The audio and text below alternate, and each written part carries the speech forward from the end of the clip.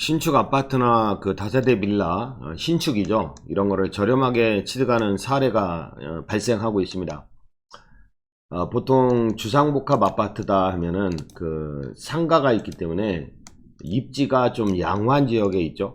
역세권이나 상업용지나 준주거 지역에 그 입지가 양호한 지역에서 개발 사업이 이루어지고요. 다세대 빌라 같은 것도 준공을 다 냈는데 이렇게 공매 처분되는 사례들이 생기고 있습니다. 사업 방식이 있는데 그 보통 지주가 그 건축을 위한 사업비 대출을 받는 거죠. 그리고 동시에 근저당권을 설정해 주는 경우도 있지만 신탁 관리하는 경우가 대부분이죠. 그래서 신탁사가 그 대출금이나 그 재산을 관리하게 됩니다. 공사도 관리하고. 근데 공사 중간에 공매 처분됐다. 공사 중간에 공매 처분되는 경우는 그 시공사 부도의 경우가 많습니다. 그러다 보니까 손들어 버리니까 그래서 대출금의 이자는 계속 발생하고, 그러니까 건축주는 나중에는 이자 감당 능력이 안 되다 보니까 부도 처리되는 경우가 많은데, 이런 미준공 건물을 낙찰받는 경우는 이제 전문가 영역이고, 근데요, 준공 이후에 사용 승인을 득한 이후에 멀쩡한 건물인데 공매 처분되는 경우가 있어요. 보통 신탁사들은요, 주상복합 아파트다 그러면 신탁사나 금융사 조건이 뭐냐면 사전 분양을 허용하지 않습니다. 사전 분양을 해서 수분양자, 이해관계인이 많이 생기는 걸 싫어해요. 그래서 준공 후 분양을 조건으로 사업비 대출을 하거든요.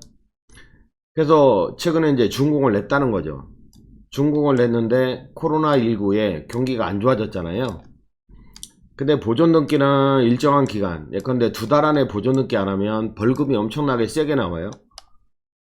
그래서 준공 이후에 그 보존 등기 이전에 대환 대출을 했어야 되는데, 예컨대 200억 대출을 했다 그러면 건물까지 잡아서 뭐 250억 대출이나 300억 대출로 대환 대출을 했어야 되는데, 이 초보 건축주 내지 그 시행자는 일정 기간 안에, 가령 2달 안에 보존 등기 안 하면 벌금 나오니까 대환 대출이 승인이 나지도 않았는데 보존 등기 하는 경우가 있어요. 이렇게 보존 등기가 이루어졌다면 미부장으로 바로 처리가 돼서 그 최근에 대환 대출이 불가능했었죠.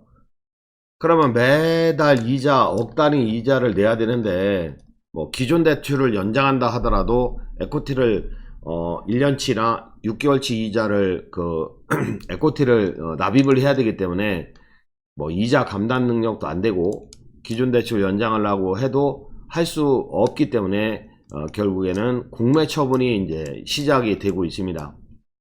최근에 좋은 물건들이 공매 처분으로 나와 있더라고요. 건축주는 이제 부도가 나서 너무 마음이 아프죠. 특히 초보 건축주 같은 경우는 경험이 있다 하더라도 이런 금융구조를 제대로 짜지 못하면 이렇게 부도가 나는 경우가 있고, 그래서 요거 공매 처분됐으니까 낙찰받고자 한다면 신탁사에 문의하여 하자 없는 물건을 낙찰받아 내 집장만 할 수 있는 이런 기회가 되기도 하는 거죠. 그래서 요즘 공매 사이트에 들어가 보니까 공매 신탁재산에 의해서 공매 처분된 거, 이렇게 멀쩡한 주상복합 아파트고 초역세권에 있는 거죠. 근데도 공매에 나와 있어요. 이렇게 멀쩡하게 다 준공을 낸 다세대 빌라 같은 경우도 깨끗한 건물들인데 이렇게 공매에 나와 있더라고요. 그래서 이제 시작인 것 같습니다. 그 내년까지 계속 이런 준공 후에 멀쩡한 건물들이 신탁재산에 의해서 공매 처분될 것 같은데, 개발 시행을 했던 건축주는 뭐 힘을 내셔야 되겠고, 다만 요거를 낙찰받아서 저가에 낙찰받을 수 있는 기회, 즉 내 집 마련할 수 있는 기회가 오지 않았나, 이런 생각이 들고요. 내 집 마련을 했을 때 지금 가격보다는 이제 2년 후 3년 후 가격은 더 높을 것이기 때문에 오히려 기회가 되지 않았나. 그러니까 위기가 있으면 항상 기회가 있는 거죠.